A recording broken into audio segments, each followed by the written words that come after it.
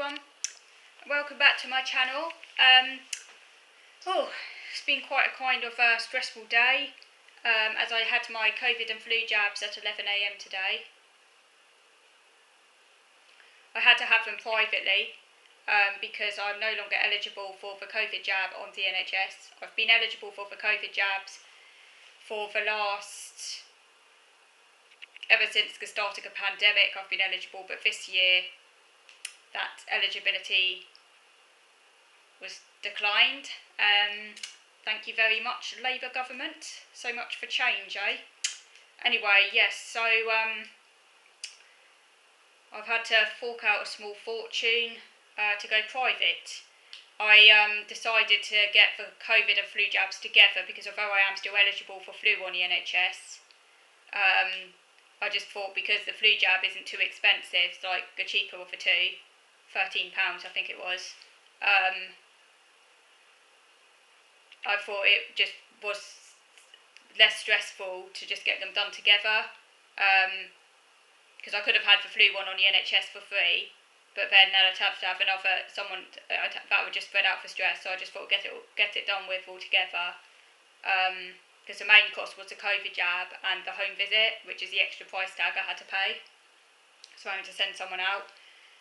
But the experience of having it done privately was a good one, aside from the high price tag, because they arrived more or less bang on time, unlike in the NHS where they say they never give you a date. They never give you a time on the NHS. They give you a date, but they often cancel at last moment, which was my experience last year, which is very stressful. So you never quite know where you are with them. Like, is it happening? Is it not happening? Will someone come out? Will they not come out? And they never give you a time. They just say, oh, we'll arrive sometime between 9 AM or 4 PM, so you're left kind of in limbo. Then they often run really late and then they suddenly cancel. You don't have that experience privately. It's all very efficient. So I was given the time 11 AM. So it turned out he could have done it a bit earlier because he phoned my dad and spoke to him and he said he could do it earlier, but my dad just explained how I like to have things, on the time they said, because I like to process it and stuff. But as it turned out, so he did do it more or less on time. I think he actually arrived about 10 minutes before 11, but it was more or less bang on time anyway. And he arrived fully masked. I explained the fact I had severe OCD in the booking notes as well, and I spoke to the receptionist, who was very nice, and I explained, my issues and everything, so they were very understanding. So he arrived fully masked. Because you can't really take that sort of thing for granted anymore. At the start of the pandemic, it's just a given they'd arrive masked, but now, that's not always a given. Some do, some don't, so I did make it very clear I wanted them to arrive masked, which he did. I spoke to him briefly on the phone beforehand.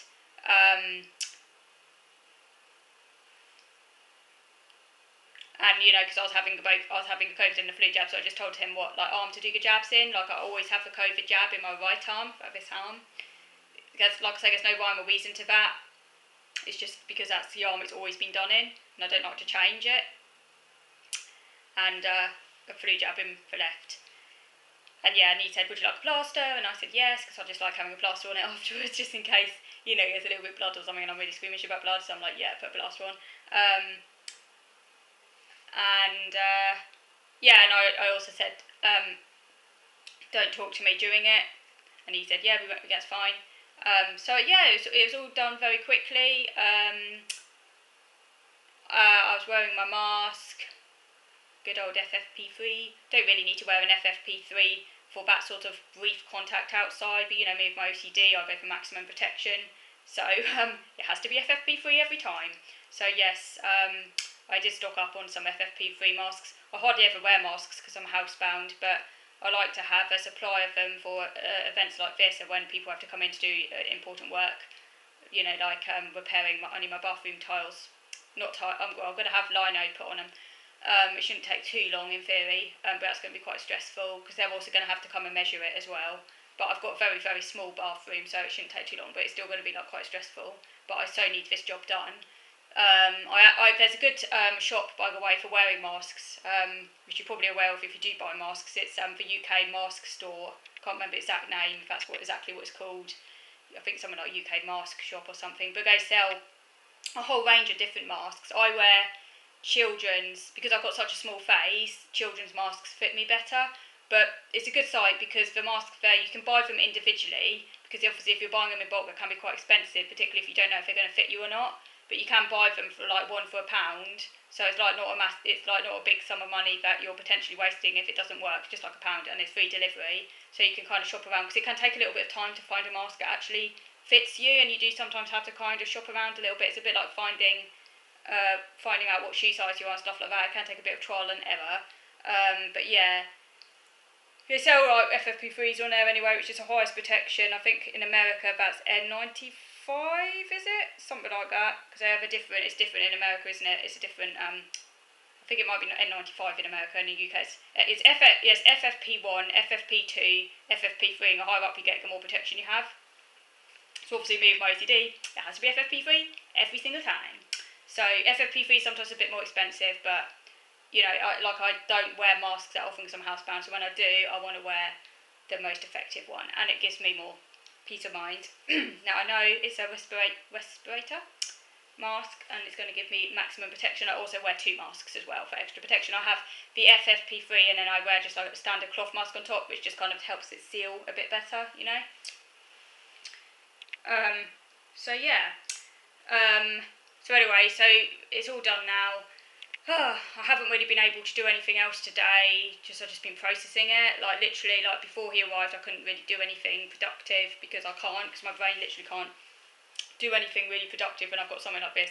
Because all it can think about is that, and I'm still processing it now. So I just have to accept I'm not really going to be able to do much today. Like I'm not going to be able to do any of my hobbies, my crafting. Probably not really going to be able to focus on any reading like I normally do.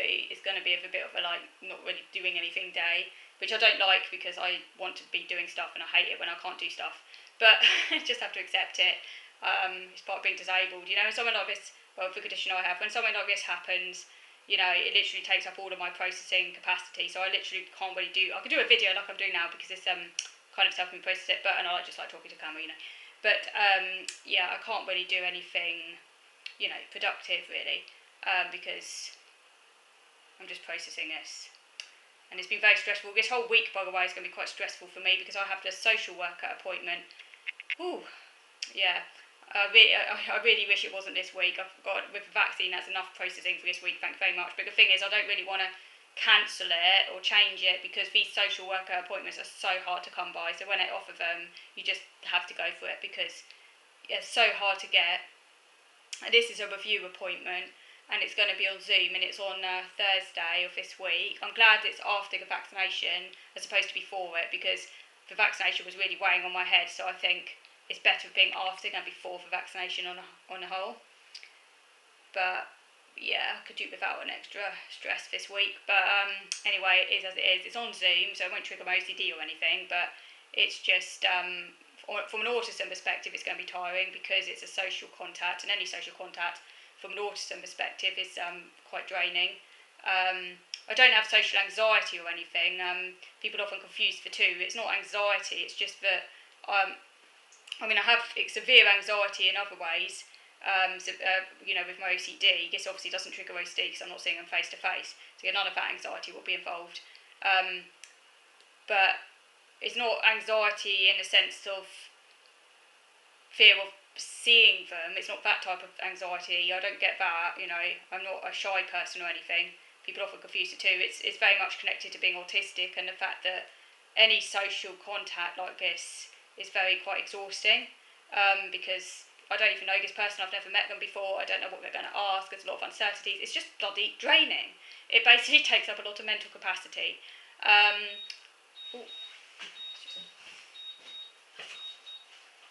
Sorry guys, yeah, no, I just got some stewed apple on my hob. It's stewed apple time. I always have stewed apple this time of day. It's my little snack. Just the timer just went off, but it's just bubbling away there. It can do with a little bit longer. I like it when it's quite soft anyway. But yeah, what I'm saying is it's going to be quite stressful. So what I'm going to do is tomorrow I'm going to write out some notes about what I want to talk about. So again, I've got like a list of things just to make sure I don't forget any of the key things really. it's a social services review, and I did complain recently to social services, so I think it's because of my complaint. That's a way, by the way, if you want to get social services to listen to you, you have to complain. It's sad it has to come to that. You shouldn't have to complain, but it's the only way that they actually respond. It's crazy, but that's how it is. They don't respond if you just email them or phone them. You have to actually complain, as I found out. So if social services aren't helping you and you're waiting for ages, you have to complain. When you complain, they have to listen. It's official. So I think that's because of my complaint, basically, because because really we need a transition plan, because my dad's like doing all my caring, and ultimately that isn't sustainable in the long run. We need to have someone to take over gradually what my dad is doing, someone that I can build trust with and get to know over time, who can ultimately take on what my dad's doing, helping me with food shopping, essential maintenance, dealing with repairs, managing my help with finances, all of those things that my dad helps me with. I will need someone else ultimately to do, and I don't want to be left in a situation where I'm suddenly faced with a change. I need to get to know someone gradually and build trust with them over time, like a sort of transition plan, because ultimately my dad's getting older, and ultimately he's not always going to be able to do it. So that's really what this social review is going to be about, and I'm going to write down everything I need to say to make it very clear for what my concerns are and everything. Okay, I'll just write it out on a bit of paper tomorrow, yeah. Okay, so I'm going to move over to video number 2 now, because I just wanted to carry on talking a little bit more about my thoughts to do with that panorama documentary that I covered in my previous videos. So moving over to video number 2 now.